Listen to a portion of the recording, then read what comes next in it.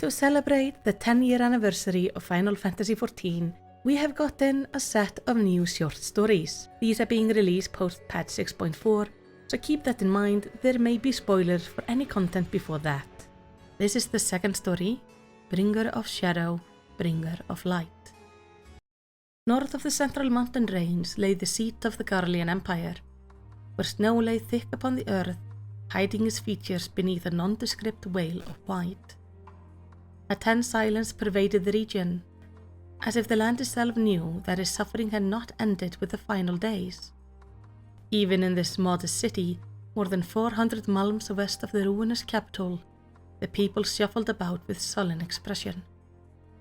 What brief snatches of conversation could be heard on the street were hushed and hurried, serving only to punctuate the oppressive quiet. A man walked down the main avenue, clad in the standard issue overcoat and cap of the Imperial Army. He cast his gaze about with the same hard look worn by other patrolling soldiers, none questioning his purpose. After a quick glance over his shoulder, he slipped around a corner, proceeding down a succession of narrow shadow-filled alleyways, until he reached the city's outskirts. When the paved path gave way to a field of snow, the man's gait became more languid, whereupon he stopped dead, as if struck by a sudden thought. A solitary creak of leather served as a prelude to the attack. In one fluid motion he turned and drew his sword, deflecting the slash which would have otherwise opened him from stem to stern, and dove forward into his opponent. Jerking his elbows sharply upwards as he did so, the sound of crunching teeth was his reward. His assailant staggered backwards, dropping his scythe, and fell mutely into the waiting snow. "Let's call this one a draw and go our separate ways, shall we?" Thancred had come only to observe. Although the Science of the Seven Dawn had officially disbanded, he maintained a lone vigil. It was all he could do to honor the memory of the woman he had loved like a sister, the woman who had given her life to save what she held dear. For the time being, a tentative peace had settled upon the world. It was true, but the whispers of unrest within Garlemald had lured him from his leisure. Thancred regarded the motionless form of his would-be assassin. Clothed entirely in black, only his eyes were exposed to the elements. The deep creases in their corners marked the man as a seasoned veteran. Doubtless he belonged to the Reapers, agents of the Empire who culled his enemies before the advent of Magitech. Clinging to the tattered glory of his nation, this lone survivor had likely identified him as an outsider and as target for elimination. Bad luck. Even as his gaze drifted back to the blanket of white stretching off before him, Thancred found his mind's eye turning to the past. The sight of the old soldier and his scythe lying in the snow had stirred memories of another, one who had dwelled in a world filled with light, as blinding as this frigid waste. General Ranjit had been an implacable foe. Thancred had made it a priority to delve into the General's past as he prepared to rescue Minfilia from her prison in Yulmore. His search had led him to records which mentioned a group of assassins that operated within the shadows of the first before the Flood of Light. The contracts they accepted were few, but they had never known failure. What scant details Thancred could uncover of their inner working beggars belief. Purportedly a brotherhood bound by blood, they obscured their origins by rearing offspring of every conceivable race and instructing them in ways of their bloody art. Even the forbidding magic of foreign lands were at their beck and call, but such mastery came at a great cost. The training they endured was said to be tantamountous to torture. The wellspring of their devotion and the beliefs which drove them had been lost to history, but what stories remained indicated a zeal that bordered on obsession. A century before, Salbart, leader of this secretive group, had visited Yulmore for an audience with the mayor. It required little imagination to deduce the purpose of their meeting, but even Thancred had been taken aback by the twist of fate which was to follow. For the flood of light had poured over the first, even as the mayor and Salbart parleyed. Consequently, Salbart and his followers had little choice but to remain in Yulmore, as the mayor's guests. Whether out of gratitude for the hospitality they duly received or simply necessity in the face of the world's seemingly imminent destruction, the assassins drilled Yulmor's unblooded soldier in the art of warfare. And thus did Salbard come to lead the defense against the Sin-Eaters surging forth from the empty and buying a precious reprieve for the beleaguered city. After 12 years in Yulmor, Salbard sired a son. Considering the dearth of information pertaining to the child's mother, it was plain his main concern had been to procure an heir to whom he might pass down his skill. Records told that the boy began training in earnest before he could form a sentence, and that his father named him Ranjit. The world had been driven to desperation by a relentless onslaught of Sin-Eaters. Voibert teetered on the brink of collapse and would surely have tumbled over the precipice had it not been for a miraculous occurrence. Among the populace, a girl was discovered who could not be turned by the Sin-Eaters' corrupting influence. 2 years later, she came to be sheltered in Yulmor and was given the name Minfilia, after a figure of legend said to have stemmed the flood of light. Knowing that Minfilia's unique talent would prove invaluable on the front line, Salbard resolved to train her himself, though she was then a girl of but 12 summers. Young perhaps, yet older than Ranjit, who had only recently turned 5. Together the two children studied under Salbard.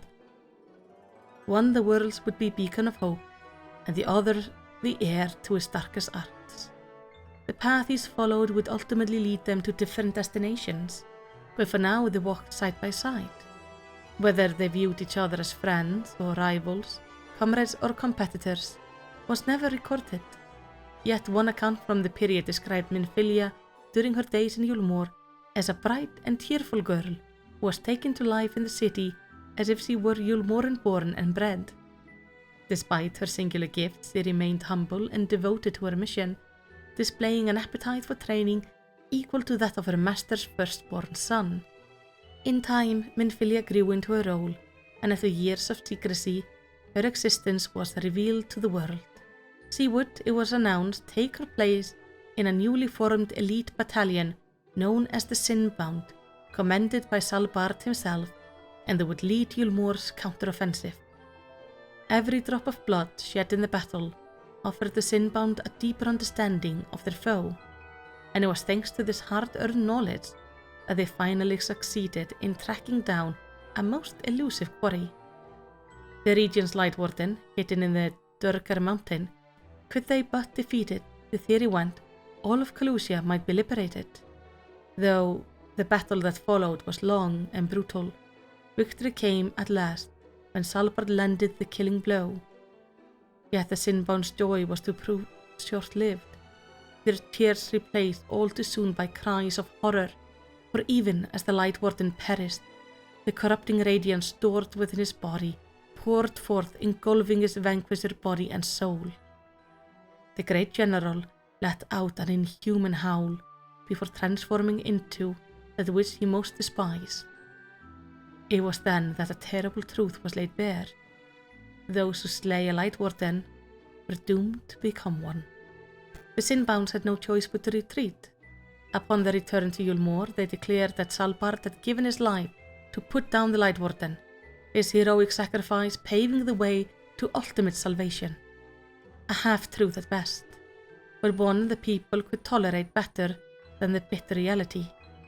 And so the first grieved the death of a leader, while celebrating a historic victory, and Minfilia dutifully smiled and waved.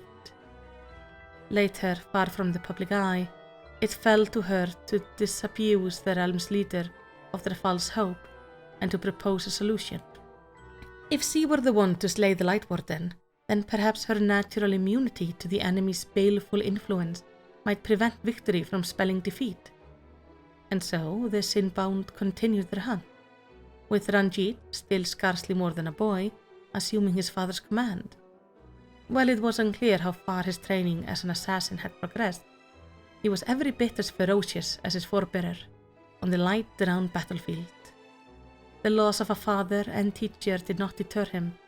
Rather, it seemed to lend the youth an as yet unseen steel. While Ranjit's prowess was beyond doubt, military records show that Minfilia was in fact the mastermind behind the sin-bound stratageme, and the general's equal on the field of battle. For every Sin Eater slain by Ranjit, Minfilia would slay another, and he would answer in turn. On and on the cycle continued, until the land was littered with their foes. But all good things come to an end. 10 years after the Sin-bound's founding, Minfilia was dealt a grievous wound. Though immune to the Sin Eater's influence, she bled like any other. At this time, no surgeon could save her. Fading fast, she summoned her comrade to her side and delivered a prophecy that Minfilia would come again. The Oracle of Light spoke through her, she assured them, and they saw from her undimmed smile that she told the truth. Her duty thus fulfilled, she requested a final moment alone with Ranjit. What words were then exchanged only two would ever know, a bringer of shadow and a bringer of light. Did the dying Minfilia falter at the last, or did she depart this world with her familiar smile, undaunted? Ranjit never told. State records spoke of grand funeral, where all those who lived were uplifted by Minfilia's presence, mourned her passing. She was interred in Yulmor's crypt, her mortal remains carried there by Ranjit himself. It took nigh on 3 years of searching to find Minfilia's prophesied reincarnation. The girl delivered to Yulmor had the same flaxen hair, the same bright eyes, and, it was duly confirmed, the same resistance to the sway of the enemy. But that was where the similarity ended. She was young, and almost painfully shy, greeting the approach of strangers as most would greet a Sin Eater. Regardless, she was destined to bear the people's hope, and just as Salbard had taken the previous Minfilia's pupil, Ranjit resolved to do the same with her successor. In the end, she lasted but a dozen summers, and did not live to see her 10th battle. While the world awaited her rebirth, scholars worked feverishly to discern the true nature of the Sin Eaters, hoping to discover some hitherto unnoticed weakness, one which even a child might exploit. Yet their finding dashed any such hopes. Though the Sin Eaters looked like living beings, the truth was quite otherwise. There were no vital organs to pierce, no arteries to open. Like dolls, the loss of parts served only to diminish the whole, and not to destroy it. Only brute force could stop their advance. Ranjit continued to train Minfilia after Minfilia, as he was born and reborn, some taking to his method while others did not. A few begged him to end their lives, that they might make way for a more suitable student. One way or another, to save all that was left, they gave all they had. Who would break this merciless wheel? 80 years after the Flood of Light, Yulmor came under the rule of Bothri, a man who could bend the Sin Eaters to his will, and thus were the Sin-bound rendered surplus to requirements and disbanded. Yet Minfilias were still born into the world, and after having a dream that he would someday meet his end at one's hand, Bothri ordered that the Oracle's current incarnation be put to death. From that day forth, Ranjit was tasked with a new mission, to seek out the next Minfilia and confine her, as he might never rise against Bothri or Sin Eaters under his thrall. None can say for sure what the aging general thought of this sad duty, but his words to the Warrior of Darkness and their companions who aided in Minfilia's rescue were recorded for posterity. Defiance only begets more suffering. It is through acceptance alone that one may find solace in this God-forsaken world. Man is an inherently flawed creature. In his vain pursuit of righteousness, he but sows the seed of future conflict. Thus I have chosen to place my hopes upon he who has transcended men, upon he who is unbound by the vagaries of conscience. Ranjit died in the battle at the age of 88. His body was found lying before the graves of his former pupils, all taken before their time.